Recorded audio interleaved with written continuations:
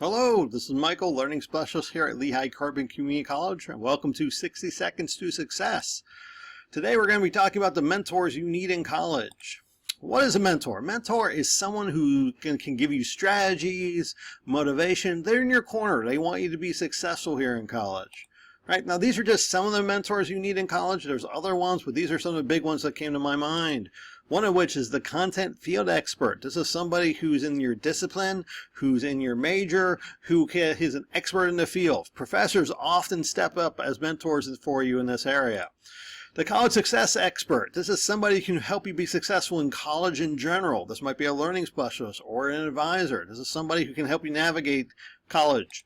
Right? A peer mentor and a buddy. This is somebody who might be a classmate who you can vent to, who can complain to, get ideas from. Right? A personal motivator, somebody outside of the college who wants you to be successful, who's in your corner going, yay, yay, yay. All right, and your future self mentor, somebody you identify which is, this is who I want to be in my future. All right, out of time. Later.